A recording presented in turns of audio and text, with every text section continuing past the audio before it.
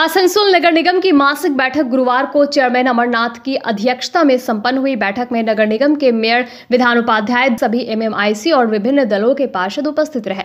बैठक में शहर के समग्र विकास एवं अधूरे पड़े कार्यों को लेकर व्यापक चर्चा की गई। बैठक में सभी पार्षदों ने अपने अपने वार्डों की समस्याएं रखी, जिनके समाधान के लिए प्रस्ताव पर विस्तार से विचार हुआ। मेयर विधान उपाध्याय ने कहा कि बैठक पूरी तरह विकास केंद्रित रही। पार्षदों द्वारा उठाए गए सभी मुद्दों का समाधान जल्द से जल्द किया जाएगा, साथ ही जल समस्या का जल्द निपटारा किया जाएगा। उन्होंने कहा, एमएमआईसी गुरुदास चैटर्जी ने बताया कि वर्ष 2026 में चुनाव होने वाले हैं, इसलिए बैठक में विशेष रूप से उन सभी लंबित मुद्दों को तत्काल प्रभाव से निपटाने पर जोर दिया गया। साथ ही उन्होंने कहा कि शहर के सौंदर्यीकरण पर भी विशेष ध्यान दिया जा रहा है। चैटर्जी ने बताया कि इलेक्ट्रिक कार्यों के कारण जिन सड़कों की स्थिति खराब हुई है, उन्हें तुरंत ठीक कराया जाएगा। साथ ही सड़क मरम्मत एवं रखरखाव के लिए 2 अत्याधुनिक मशीनें नगर निगम द्वारा लाई जा रही है, जो नियमित निगरानी और त्वरित मरम्मत सुनिश्चित करेगी। शहर के सौंदर्यीकरण योजना के तहत जुबली मोड़ से भगत सिंह मोड़ तक खाली पड़े स्थानों को आकर्षक लाइटिंग से सजाया जाएगा और छोटे पार्क विकसित किए जाएंगे। साफ सफाई व्यवस्था को और मजबूत बनाने के लिए भी कड़े कदम उठाए जाएंगे, ताकि शहर अधिक स्वच्छ और सुंदर दिखाई दे। नगर निगम ने आश्वासन दिया कि आने वाले दिनों में शहर विकास की सभी प्राथमिक योजनाओं पर तेज गति से कार्य किया जाएगा। শুধুমাত্র ডেভেলপমেন্ট মানো, কারণ যারা কাউন্সিলর আছে সবাই ডেভেলপমেন্ট নিয়ে আলোচনা করবে। যেখানে যেটা অসুবিধা হচ্ছে, স্যানিটারি ডিপার্টমেন্ট অসুবিধা, জলের অসুবিধা, যেখানে ডেভেলপমেন্ট রাস্তার দরকার আছে, ড্রেনের দরকার আছে, যেটাই দরকার থাকে সেটাই তুলে ধরে, এবং যেখানে যেটা হয়তো কাজটা হয়তো হচ্ছে না বা দেরি হচ্ছে সেগুলো নিয়ে আলোচনা। শুধুমাত্র ডেভেলপমেন্ট, তাছাড়া তার কোনো আলোচনা নেই, জায়গা নেই। না, ম্যারেজ হল নিয়ে আলোচনা না। ম্যারেজ হলে আমরা একটা ডিসিশন নিয়েছি, মানে যেটা না করা পর্যন্ত তো আমরা ডিক্লেয়ার করতে পারি না। আমরা একদম চেষ্টা করছি যাতে যে কারণে ম্যারেজ হলগুলো হয়েছিল সে কারণে যাতে আমরা করতে পারি, সেটাই অ্যারেঞ্জমেন্ট করবো।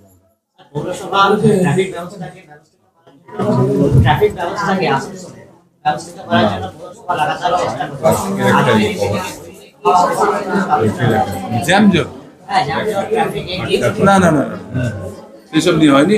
মানে নিজ কাউন্সিলরদের নিজেদের যেটা ওয়ার্ড থাকে, আমার যেটা ওয়ার্ড আছে, আমার ওয়ার্ডে যেটা হয়তো কোনো ছোট রাস্তা আছে, বা আমার হয়তো কোনো ওয়ার্ডে জল পড়ছে না, বা কোনোখানে হয়তো লাইটের একটা লাইট খারাপ হয়ে আছে। কারণ আমরা যারাই কাউন্সিলর হই, আমরা চাই আমাদের এলাকায় একটু সুন্দর করার জন্য, মানে মানুষের যেটা চাহিদা আছে সেটা করার জন্য, সেগুলোই আমরা বোর্ড মিটিং আমরা তুলে ধরি এবং সেগুলোকে জানাই যে আমাদের কাজগুলো যাতে তাড়াতাড়ি হয়। হয়তো কোথাও হয়তো ড্রেন সাফ হয়তো হয়নি, সেটা কাউন্সিলরকে লোকাল মানুষ জানিয়েছে, কাউন্সিলর সেটাই বলে যে একটা মানে আমাদের পরিষ্কারটা যাতে তাড়াতাড়ি হয়। এই ডেভেলপমেন্ট নিয়ে আলোচনা, অন্য কিছু তো হয় না। আজকে কতগুলো রোড যেগুলো একবারে মানুষের চলার অযোগ্য হয়ে গেছে, যেমন গির্জা মোড় টু দিলীপ চক্রবর্তীর যে পার্টি অফিস ছিল সেইটা নিয়ে আজকে হলো, যে পাস করা হলো বোর্ডে।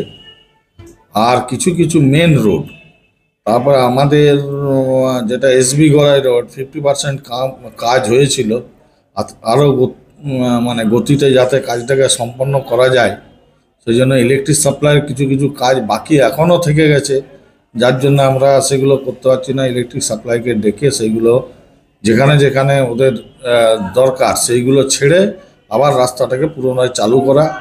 এবং আপনারা জানেন যে এইচএলজি রোডটাও খারাপ হয়ে গেছে। আমরা এডিডি এর কাছে চিঠি করে এবারে প্রস্তাব নিলাম যে পাঠাবো, এডিডি এর থেকে যেহেতু হচ্ছে এটা তাড়াতাড়ি যাতে সম্পন্ন হয়।